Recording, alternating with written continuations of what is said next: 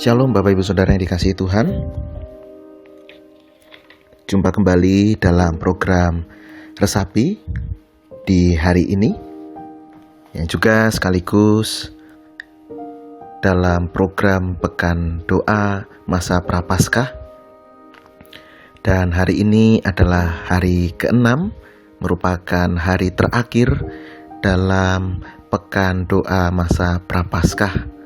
Oleh karena itu, kita akan menyambut dengan sukacita masa Prapaskah yang akan dimulai dari ibadah Rabu Abu besok Rabu 2 Maret di GKJ Margoyudan.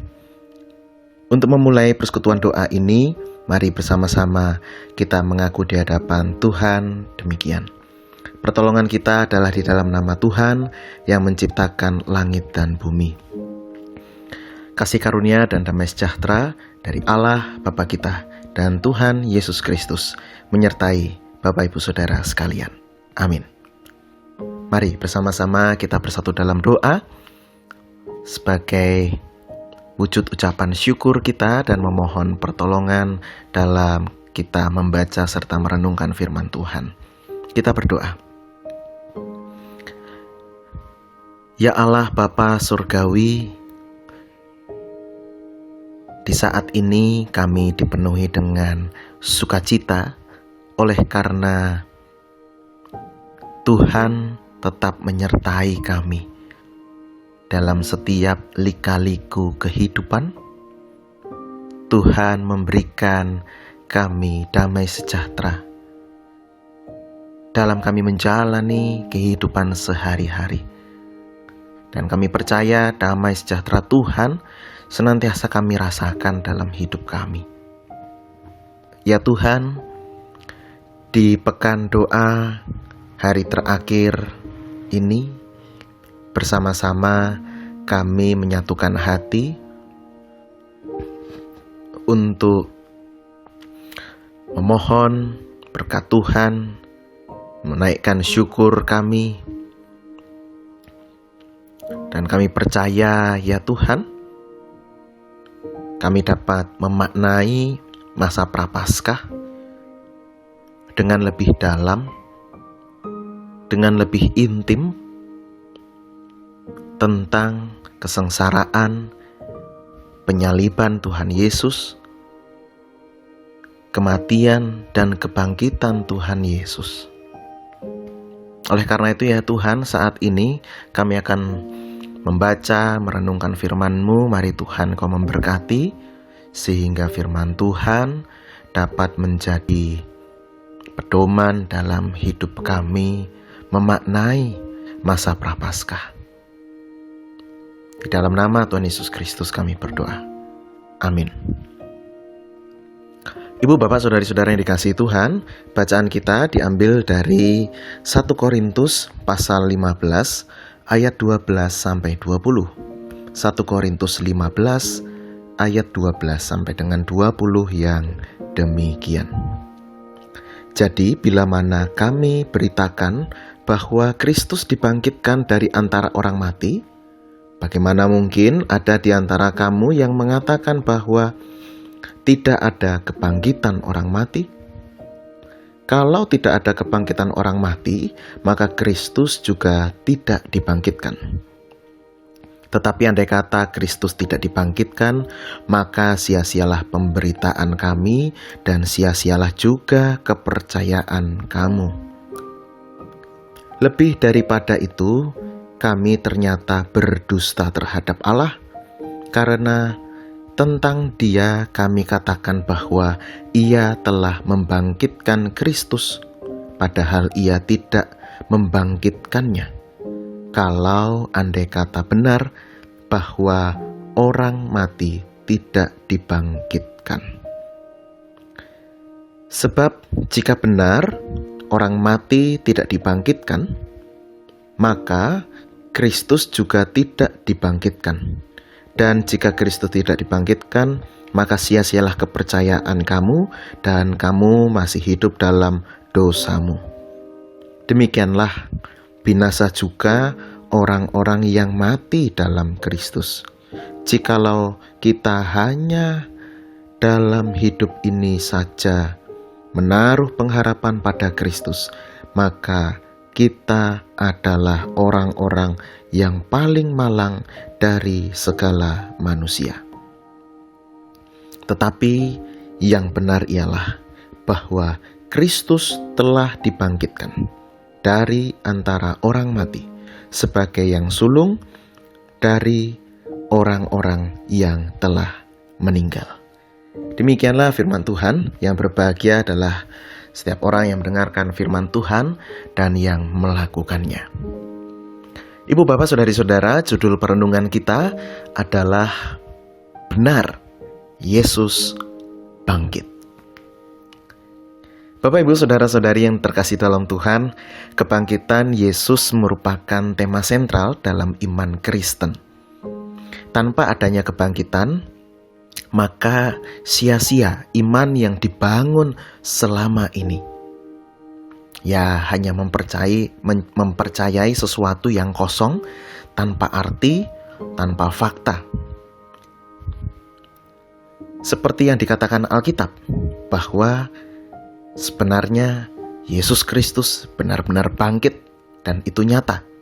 Sebab ada kesaksian-kesaksian yang mendukung bangkitan Yesus Kristus. Namun di sisi lain, ada pihak-pihak yang berupaya membuktikan kalau Yesus Kristus tidak pernah bangkit. Ibu, bapak, saudari-saudara, dalam kesaksian Alkitab jelas menyatakan kalau Yesus bangkit. Kesaksian Paulus dalam 1 Korintus pasal 15 ayat 3-8 menyatakan bahwa Yesus telah mati karena menebus dosa-dosa manusia. Ia telah disalib, mati, dikuburkan, dan telah dibangkitkan pada hari ketiga. Lalu Yesus menampakkan diri kepada Petrus dan kemudian kepada 11 murid lainnya. Tidak hanya pada para murid saja Yesus menampakkan diri, Yesus juga kemudian menampakkan diri kepada 500 orang sekaligus. Dan pada saat Paulus menuliskan suratnya yang pertama kepada jemaat di Korintus, 500 orang tersebut masih hidup dan hanya beberapa saja yang telah meninggal. Artinya apa? Artinya kebangkitan Yesus Kristus ini didukung oleh kesaksian orang-orang yang banyak yang tidak diragukan kesaksiannya dan bisa dipertanggungjawabkan. Kebangkitan Kristus adalah suatu realitas yang benar-benar terjadi. Dan paling akhir, Paulus sendiri yang menyaksikan Yesus Kristus menampakkan diri kepada Paulus ketika dahulu Paulus masih bernama Saulus, saat itu dalam perjalanan ke Damsyik. Dari kesaksian-kesaksian tersebut, semakin diyakinkan, semakin teguh dan semakin benar bahwa Yesus Kristus benar-benar bangkit. Yesus Kristus dibangkitkan dari antara orang mati. Dan jika Yesus Kristus dibangkitkan dari antara orang mati, maka kebangkitan orang mati memang bisa terjadi. Rasul Paulus juga menyatakan ada konsekuensi logis jika Yesus Kristus tidak bangkit. Apa saja konsekuensi logisnya? Yang pertama, kepercayaan tentang penebusan dosa menjadi sia-sia. Yang kedua, Yesus Kristus tidak bangkit, maka tidak ada kebangkitan orang mati. Yang ketiga, orang-orang yang percaya tentang kebangkitan Yesus termasuk kategori orang-orang yang bodoh karena mempercayai suatu kebohongan dan bersandar pada suatu harapan yang kosong. Nah, artinya juga bahwa kesaksian-kesaksian selama ini itu adalah sebuah dosa karena adalah termasuk dalam kesaksian kebohongan, ya, bersaksi dusta. Tapi pertanyaannya, apakah Yesus tidak bangkit? Atau Yesus bangkit? Rasul Paulus menandaskan di ayat 20, yang sebenarnya adalah Kristus telah dibangkitkan dari antara orang mati, sebagai yang sulung dari orang-orang yang telah meninggal. Artinya benar, Yesus bangkit sesuai dengan tema kita. Dan kebangkitan Yesus ini didukung oleh kesaksian-kesaksian orang yang banyak jumlahnya pada saat itu. Bapak, Ibu, Saudara-saudari yang terkasih dalam Tuhan Yesus Kristus, Rasul Paulus juga mengatakan bahwa Yesus yang bangkit dari antara mati disebut sebagai yang sulung dari orang-orang yang telah meninggal. Yang sulung, artinya apa yang sulung ini? Artinya kebangkitan Yesus sebagai yang pertama dan sebagai tanda dimulainya kebangkitan orang-orang percaya. Artinya kebangkitan orang mati bisa terjadi. Ibu, bapak, saudari-saudara yang dikasihi Tuhan, zaman ini kurang lebih juga mengalami pergumulan yang sama dengan zaman dulu, yaitu ada upaya penyebaran berita bahwa Yesus Kristus tidak bangkit. Kalau dulu mungkin penyebarannya di zamannya Paulus itu melalui cerita dari mulut ke mulut, melalui traktat, melalui surat-surat yang dibagikan. Kalau sekarang berbeda wujudnya, yaitu bisa jadi melalui grup WA, melalui YouTube, dan media-media lainnya. Sekalipun demikian, Bapak, Ibu, Saudara yang terkasih, kita tidak perlu bertindak reaktif, tidak perlu bertindak berlebihan, dan juga jangan memaksakan kepada mereka yang tidak percaya. Yang perlu kita lakukan apa?